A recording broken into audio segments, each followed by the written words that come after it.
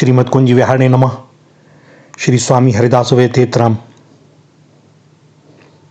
कुछ गूढ़ बातों को समझने के लिए हमें कुछ दृष्टांतों और कथा की आवश्यकता पड़ती है, और यह दृष्टांत उस बात को सहज और ग्राह्य बना देते हैं हमारे लिए। दास को स्मरण होता है, एक राजा के 4 पुत्र थे और वह चारों ही महामूर्ख। विद्वानों ने पढ़ाने का बहुत प्रयत्न किया पर वे कुछ भी ना पढ़ सके। और तब एक दिन उस राजा को मिले आचार्य विष्णु शर्मा, और आचार्य ने रचना की पंचतंत्र की कहानियों की, और जीवों के नामों का आश्रय लेकर उनको सारी व्यवहारिकताएं, राजनीति और सारे ज्ञान सहज ही उनको समझा दिए। तो भैया सदैव स्मरण रखें, कथा केवल कहानी नहीं है। उसका एक एक पात्र, उसके पात्र का नाम, पात्र का आचरण और पात्र द्वारा किए गए कर्म और उनका फल, यह सब चिंतन का विषय है। और जब हम इस पर विचार करेंगे तो लगेगा कि सत्य ही यही तो है। किंतु इसे यदि सीधा कह दिया जाता 2 पंक्तियों में तो संभवतः भीतर न उतरता, पर कथा के साथ भीतर उतर जाता है। इसीलिए संत महात्मा और आचार्यों ने कथाओं और दृष्टांतों का अवलंबन लिया। जिस प्रकार बालक जब रोगी होता है, माँ उसको औषधि देती है और औषधि बहुत कड़वी है, तो वह माँ कहती है पहले बेटा ये खा ले, इसके साथ में तुझे लड्डू दूंगी, या थोड़ा लड्डू पहले खा ले, अब औषधि ले ले, फिर लड्डू खा लेना। और लड्डू के कारण बच्चा उस औषधि को ले लेता है। औषधि आवश्यक है, लड्डू आवश्यक नहीं है, किंतु लड्डू के साथ उस औषधि को लेने में रुचि जाग जाती है।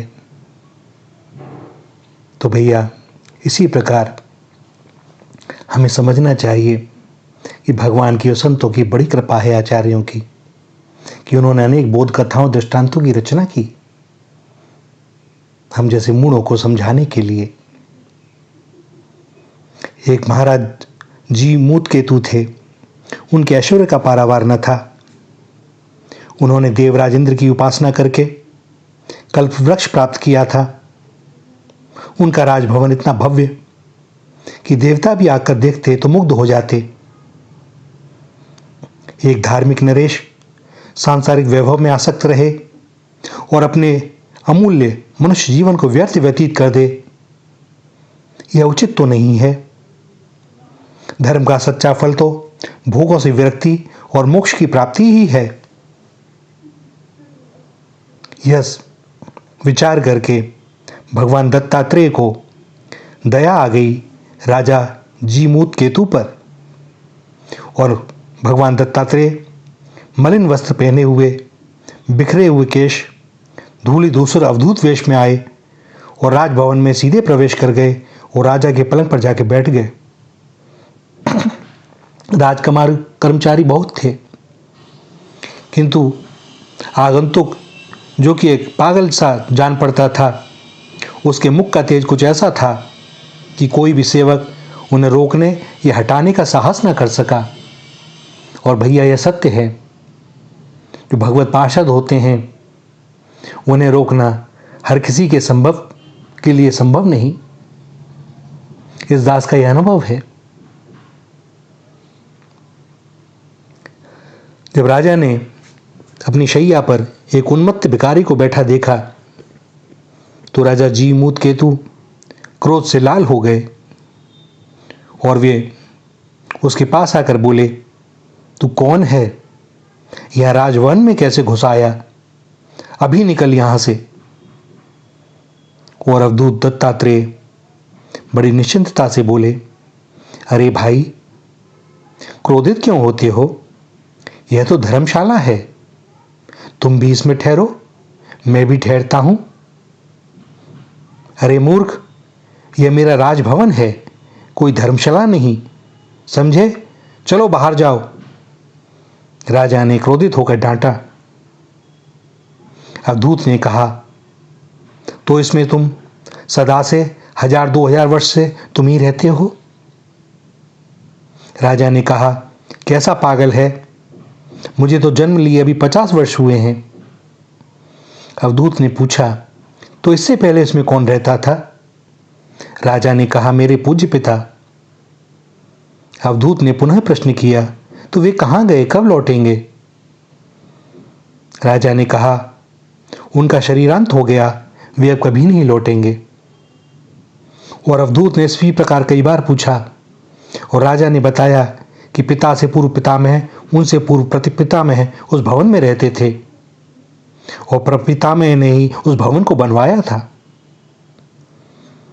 अवधूत दत्तात्रेय बड़े जोर से हंसे और बोले, भले आदमी, जहां मनुष्य आकर कुछ काल ठहर कर चला जाता है और फिर नहीं लौटता, तो वो धर्मशाला नहीं है तो और क्या है? इस बात ने राजा जीमित केतु का मर्म भेद दिया और वह भगवान दत्तात्रेय के चरणों में गिर गया। और फिर जो होना था वह हुआ। अंश चल पड़ा अंशी की ओर। कैसी विडंबना है कि हम भी तो यही कर रहे हैं। यह मेरा घर, यह मेरी कोठी, यह मेरी गाड़ी, यह मेरा व्यवसाय, यह मेरा कारखाना। भूल जाते हैं, अपने को भ्रम में रखते हैं, यह शरीर तक मेरा नहीं, भगवत कृपा से मिला है। श्वासें उन्हीं ने दी हैं और वे श्वासें निश्चित हैं। और उस पर एक बात और कि वह कितनी निश्चित है यह भी हमें नहीं मालूम। संभव है अगली ही अंतिम हो।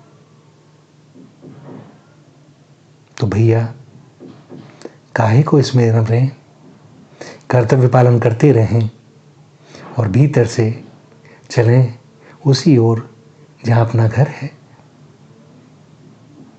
वे खड़े हैं द्वार पर अपने बच्चों के स्वागत के लिए। श्री राधा, श्री राधा, श्री राधा।